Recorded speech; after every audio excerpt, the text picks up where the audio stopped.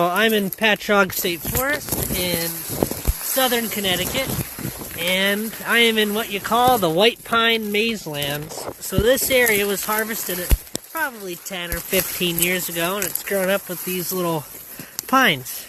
And I call them the pine mazelands because you have giant areas of thick pine saplings, and then, you know, they open up underneath the bigger trees, like this pitch pine here, and you'll get like a blueberry bush. Maybe some ferns. And then you just continue heading upland. You might run into a trail, you might not. You just kind of have to suffer through getting through. And sometimes in these little open areas, you can find cool plants. Like over here, we got the ever so common and present Michella repens. And there was a hay-scented fern by that. You get little black huckleberries. Now, the white pine mazelands typically occur in kind of hilly or just upland, kind of sandy or dry sites. Look at this. It's a weird huckleberry. I don't know, it's not a black huckleberry, but it's something different. Might be a Lyonia, which is a he huckleberry. So you know it's acidic, so it's acidic kind of sandy habitats. And it's just endless white pines. Which, you know, it is what it is. It's not the most diverse thing in the world, but pines feed like a gazillion moths. So it's great habitat for birds. And these are dead, probably white oaks from the spongy moth, the invasive spongy moth infestation. So here's a little opening. So in some areas you'll get like a dense, I guess, patch of little openings. And then in other areas it's just endless pines. And you can just kind of go one direction. So white pine mazelands isn't exactly the name for it, but it's what I'm calling it, because that's kind of what it is. It's like an endless maze. My dog doesn't know where to go, so she stays by me, which is good. When we're in open forest, you know, she'll go the direction I'm going, or just run laps around me. Here we got another opening, all white pines. This one has some bracken fern right here, a Patchaug. We got more black huckleberries. Ophelia agrees. We got probably Pennsylvania sedge. We got interesting mosses. I like these. These are pretty. Don't know the species. There's lichens. And another opening underneath these dead oaks. And sometimes you can find really cool plants in these. I just don't go through them enough in the summer because they're relatively boring compared to swamps. So I always find myself here in the winter. Here we have Claytonia fimbriata, or the trumpet lichen, and then common Thelea, or Thelea hurtella, the Thelea moss. And all these little sticky up guys, these are the sporangia, how it spreads. Nice. It's a nice looking lichen, that's a nice looking moss. And then right here we have a species of dicranum and a Thudium delicatium with a delicate fern moss. So they call these the fork mosses. This is another. This might be this, but who knows. And then this might be an atrichum. Real small. Or it might be a locobirum. And this is more Thelea growing on the ground. These grow really well in moss jars. What else we got? One more bracken fern, Paterdium.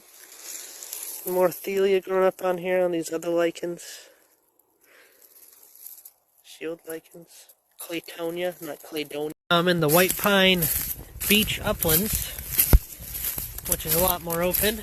It still has that kind of pine sapling thicket, like the white pine mazelands, but it's more open. It's more pleasant to kind of walk through. Dophie's having fun, but the white pine mazelands are downhill, so this gets too dry. There's a good diversity of trees here. You get maples, you get oaks.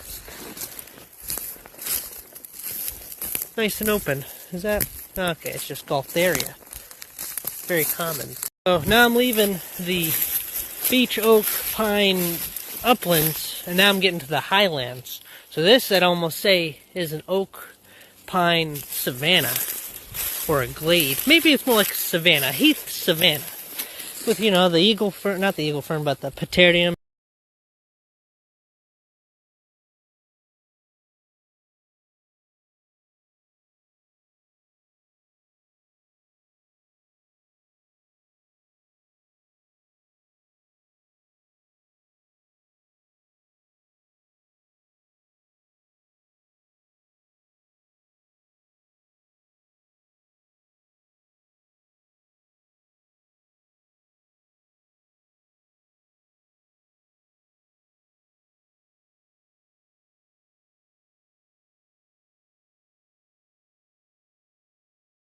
You see these moss lumps?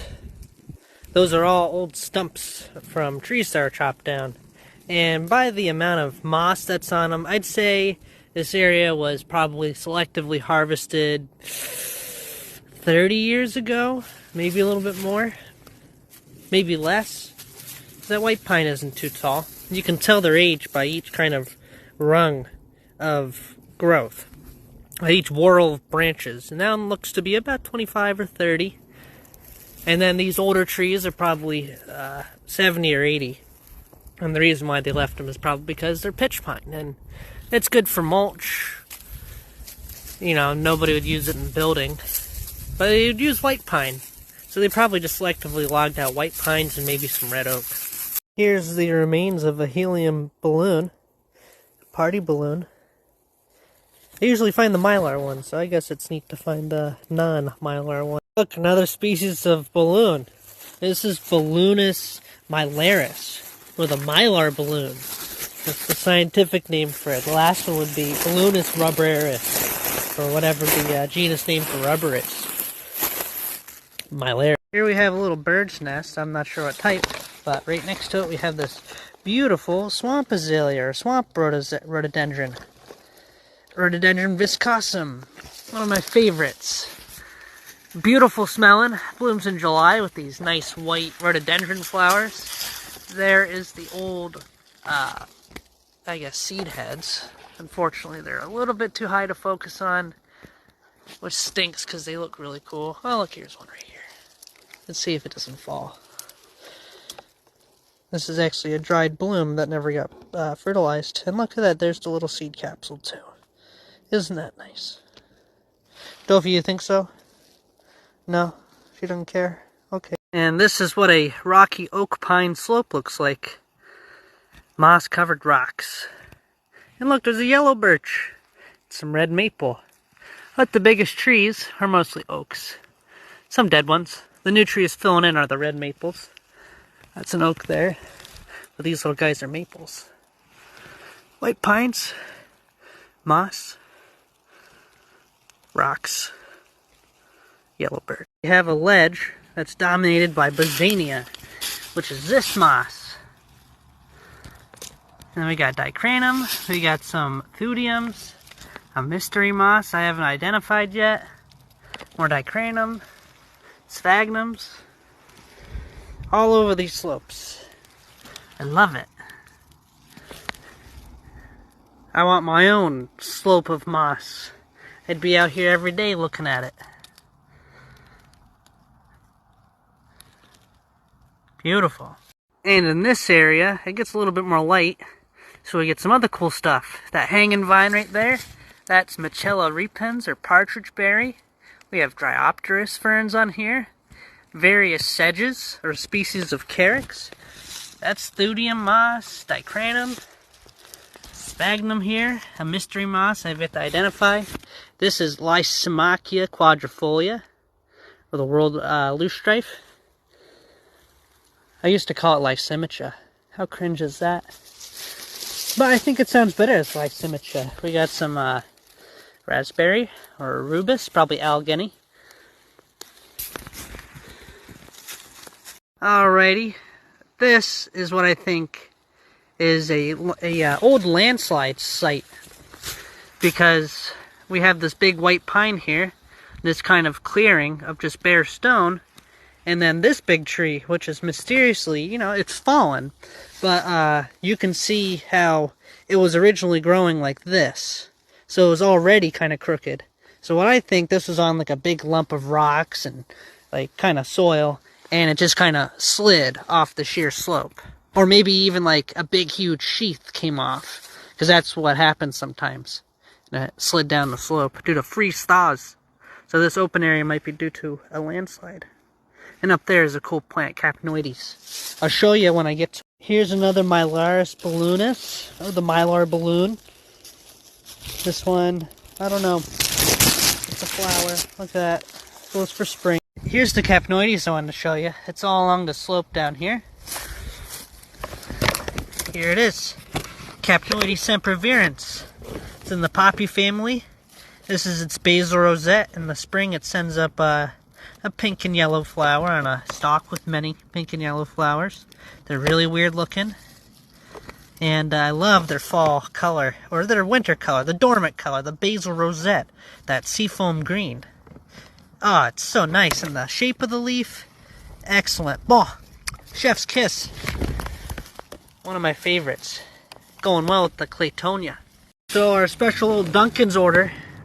Hot pumpkin swirl sugar coffee at probably August 9th, 2023. So this thing's been sitting there since August 9th. Or maybe it's September 8th.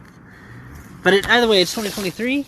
And you know, the contents, they look pretty fresh. You know, it looks like this was just put here. So maybe I don't understand the dates and times of these things. But I'll probably take it away. Get out of that.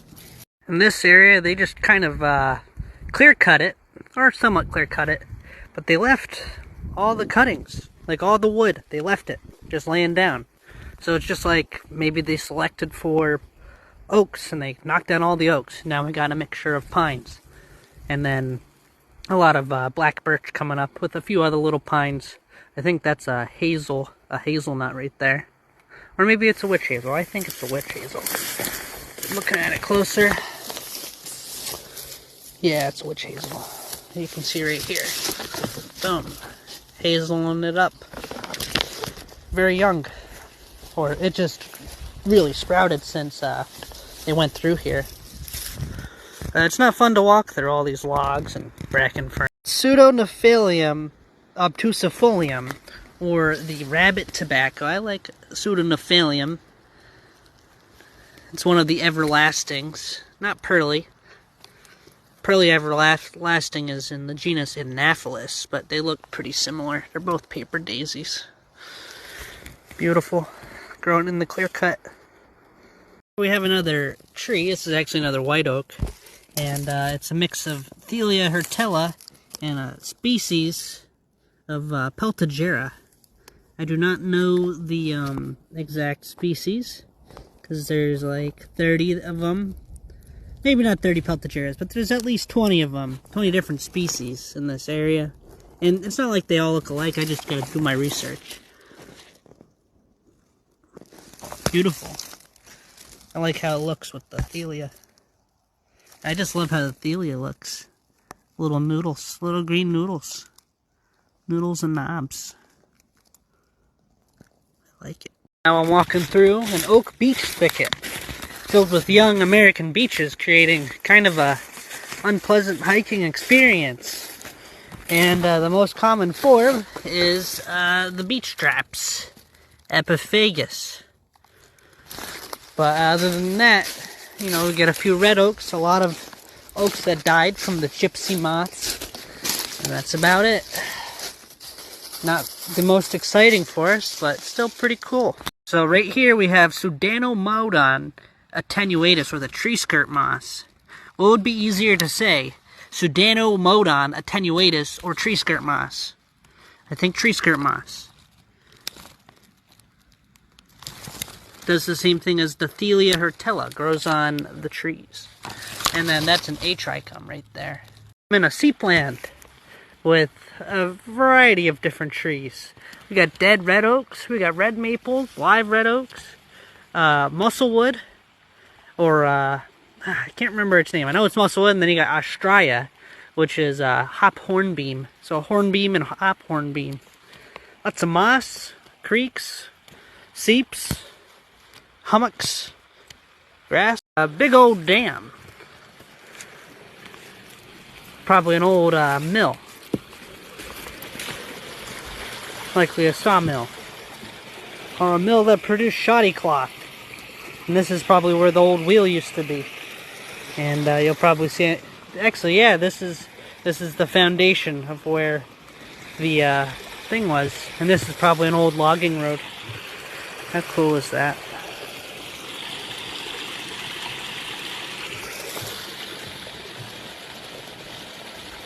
And here's what it looks like on the other side. So my guess is the water used to be all the way up to here. And the dam has since kind of failed since then. And I'm sure this little water outlet has either been cleared or whatever it was, but They didn't make the dam this high for nothing. I wouldn't be surprised if all down there, probably 100 years ago or more, was all flooded. I'll have to open up the history books and see what happened. Because this is a giant earthen-made structure, you know. Look at the Chimophila growing on it. Cool. I'm above where those rocks were now.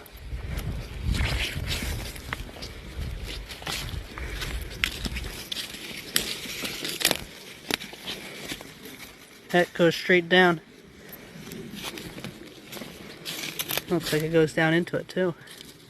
So this was built before heavy machinery, which is just nuts to me. Like, the amount of manpower needed to move that many rocks and that much material. I mean, it's impressive work, I gotta say. You know, they chipped out these giant stones, quarried them out with explosives.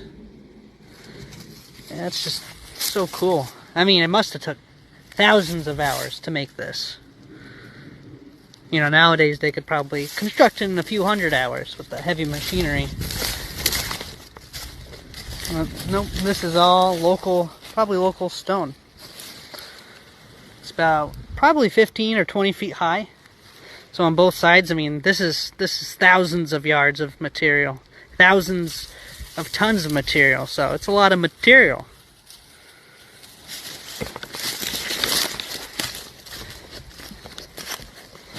And the water probably used to go up to the top of this dam, or at least a few feet below it. I mean, they wouldn't make it 20 feet high for nothing. That's probably why it failed. It wasn't built to withstand it. I don't know. Look, it's like 30 or 40 feet wide and 15 feet tall. Wicked cool. And hundreds of feet long. Here we got Huperzia lucidula, or shining fir moss. You can find it in a pine or just overall kind of wet but not soaking forest. I like shady spots, but it doesn't like wet feet, so I don't really find it in swamps. I find it more along creeks more than anything else. One of my favorites. You can see the sporangia, those little whitish things, and those make a little dust. But it's a little moist out, so they're not doing it today, or they're just spent. It's a lycopod, a lycopodium, but a Huperzia, that is the genus name. Beautiful. I had a hunch, I was like, I bet you Goodyear Tessellata grows here. And it does. I know my habitats. I bet you I'll find more nearby. That's Michella. I'll do another one if I find another big. I found two more, maybe three. So there's one, and there's another. Beautiful with the raindrops on it. And it's grown on the hummock to this big white pine. It's probably 2.5, almost 3 feet wide. It's a big one. I've seen a couple big ones like this. I wouldn't say old growth, but definitely old.